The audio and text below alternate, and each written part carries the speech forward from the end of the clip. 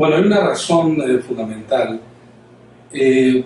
Hace ya unas cuantas décadas atrás hay una profunda brecha entre los ingresos que tienen los partidos y los recursos que tienen que gastar.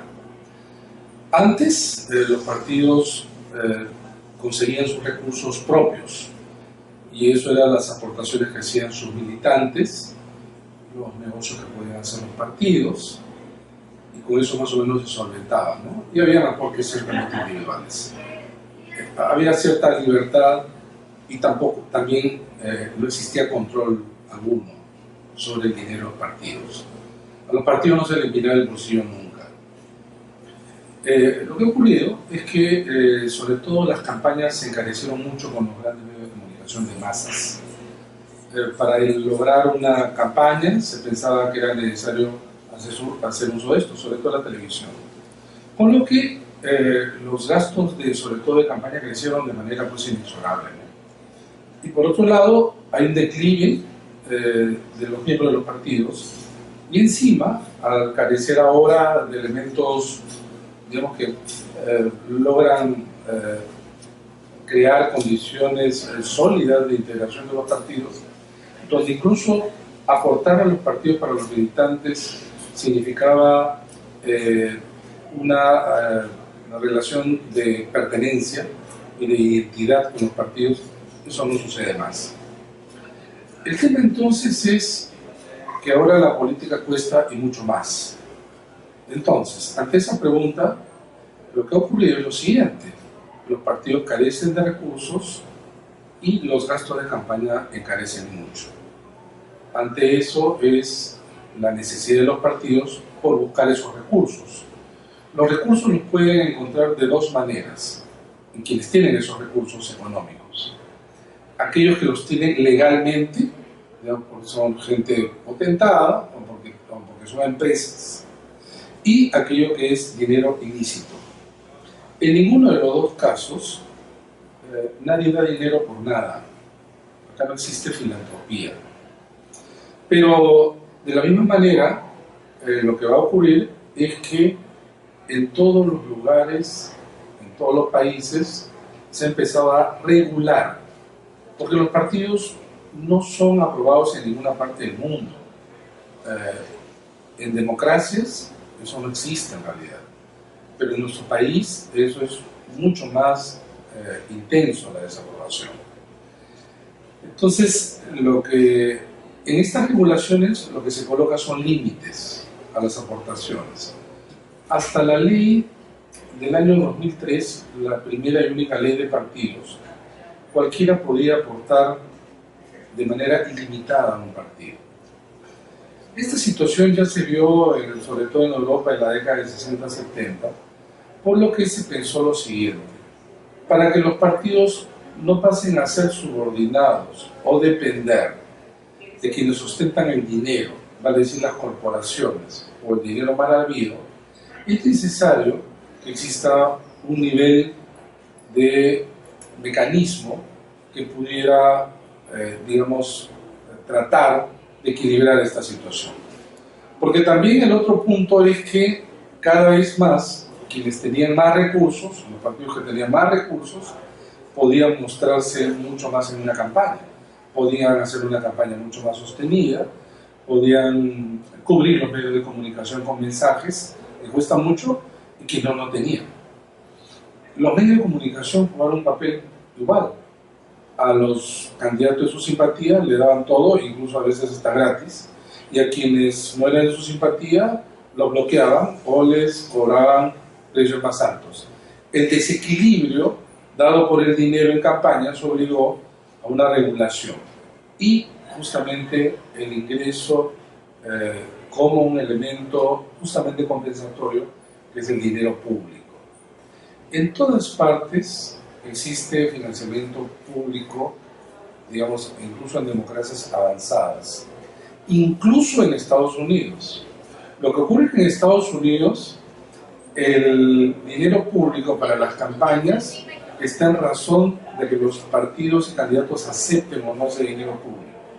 Porque si aceptan el dinero público, no pueden recibir el dinero privado que supere esa cantidad. Y como las campañas en Estados Unidos son las más costosas del mundo, los candidatos prefieren usar el dinero privado. En nuestro país, ¿qué ocurre? En nuestro país ocurre que los partidos son muchísimo más débiles que en otras partes de la región. Y entonces, ¿qué va a pasar? Y lo que está pasando, aquellos quienes tienen recursos económicos son los que se inventan los partidos, pero no se conoce a ciencia cierta quiénes son, porque muchas veces lo que van a utilizar son a terceros, testaferros, o el dinero mal habido. Y eso obliga a una contraprestación de servicios, vale decir, que el candidato del partido se ve en la necesidad, en la obligación o parte del pacto de retribuir en el momento en que está en el cargo. Por eso es que la ley de partidos de 2003 no es una propuesta, está en la ley. El Estado debe entregar a partir de 2007 el dinero a los partidos.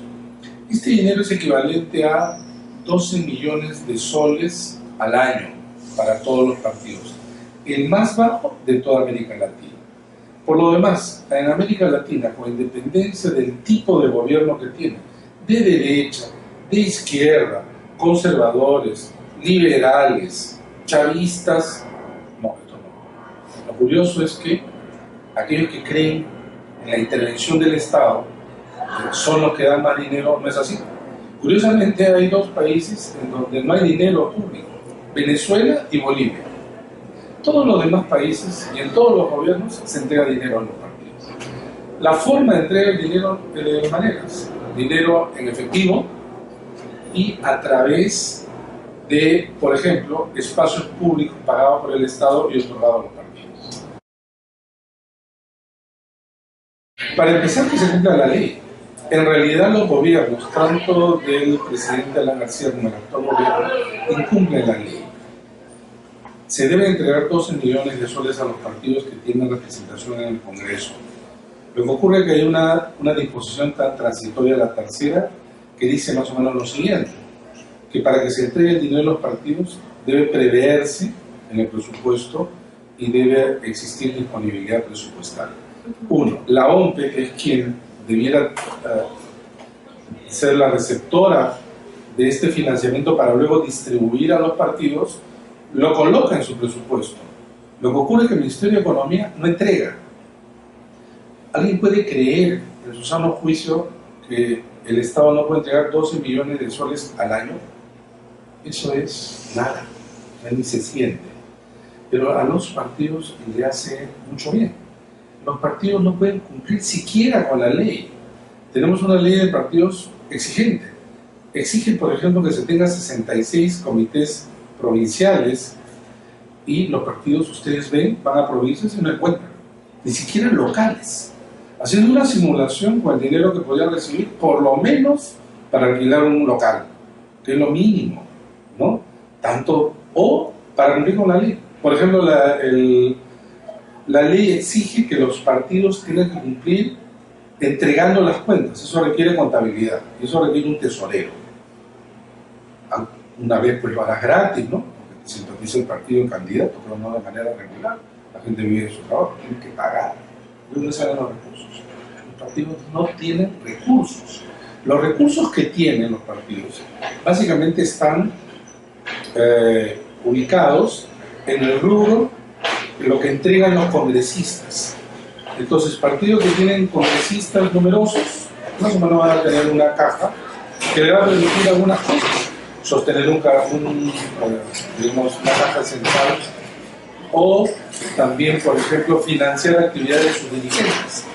Hay varios dirigentes, no quiero decir los nombres, que se sabe pues, que no tienen un trabajo fijo, y esos viven de lo que el partido les financia, cosa que no está mal dicho ese paso, porque se dedican al partido a tiempo completo. Pero una vez que reducen su número de congresistas, digamos, las aportaciones son mínimas, ¿no? Entonces yo creo que tiene que cumplirse la ley. Ahora, yo sí creo que la ley debe incorporar un financiamiento para campañas, porque no es lo mismo este año que no hay campaña y el próximo que hay campaña. ¿Cuánto gasta un partido hoy que no hay campañas? bajo, pues, ¿no? Si algunos tienen un local, ¿no? Apenas, ¿no? Ustedes paséense solo por Lima para ver cuántos locales tiene cada uno de los 20 partidos inscritos en el registro de organizaciones políticas del Jurado Nacional de Elecciones. Algunos, ninguno. Tendrán dirección postal, no tienen local. Si un partido no tiene local, ¿dónde es la política? Bueno, en el Parlamento. Pero fuera del Parlamento, si tú quieres ser miembro de un partido, ¿a dónde vas?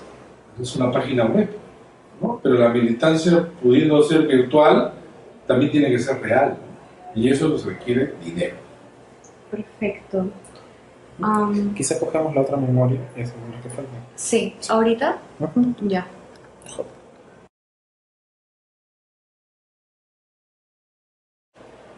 Bueno, para participar, por ejemplo, en elecciones en la vida política institucionalizada, requiere cumplir pues, una serie de requisitos, ¿no? A nadie se le entrega dinero en ningún país del mundo simplemente porque se pueda participar en política. Tienes que cumplir con todos los requisitos para inscribir. Una vez que te inscribes, tienes que participar en elecciones. Y entonces el partido nuevo lo que adquiere ahí es un primer beneficio, que forma parte de aquellos quienes van a recibir lo que se llama el financiamiento público indirecto. Entonces no le dan dinero, sino a todos le dan el acceso a medios de manera proporcional a los votos que han obtenido en la última elección, y al partido nuevo se le considera como el último, ¿no? El equivalente al último.